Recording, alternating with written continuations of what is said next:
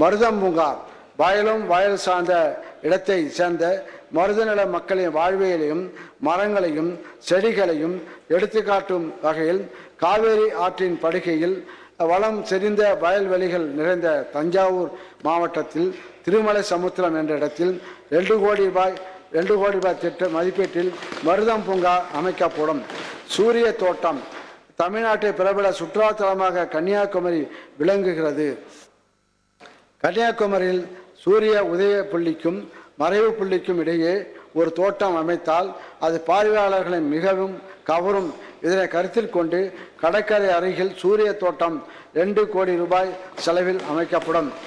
செம்பருத்தி நடவு செடிகள் உற்பத்தி மையம் செம்பருத்தி உணவு, அழகு சாதன பொருட்கள், மருத்துவ பொருட்கள் போன்றவை உற்பத்தி செய்ய பயன்படுகிறது.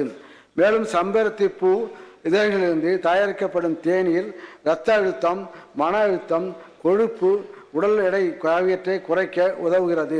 இத்தகைய சிறப்புமிக்க செம்பருத்தியை பொதுமக்களிடம் கொண்டு செல்ல செங்கல்பட்டு மாவட்டம் ஆத்தூரில் 1 கோடி ரூபாய் செலவில் செம்பருத்தி நடவு செடிகள் உற்பத்தி மையம் அமைக்கப்படும்.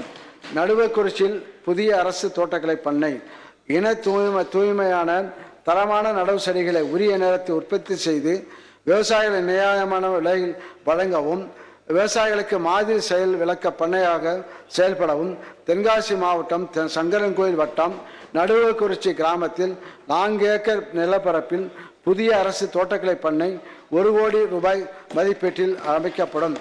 ஊட்டி ரோஜா பூங்காவில் புதிய ரோஜா ரகங்களை அறிமுகம் செய்தல்.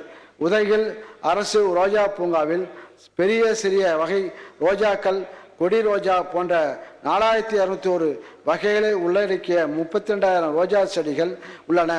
இந்த உலக புகழ்பெற்ற அரசு ரோஜா பூங்காவில் ஆண்டுக்கு சராசரியாக 10 லட்சம் சுற்றுலா பயணிகள் வருகை புரிந்து அனைத்து வகையான ரோஜாக்களையும் கண்டு மகிழ்கின்றனர்.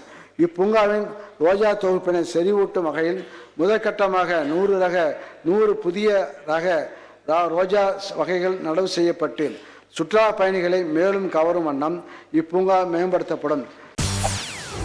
செய்திகளை உடனுக்குடன் தெரிந்து கொள்ள உடனே சப்ஸ்கிரைப் பண்ணுங்க.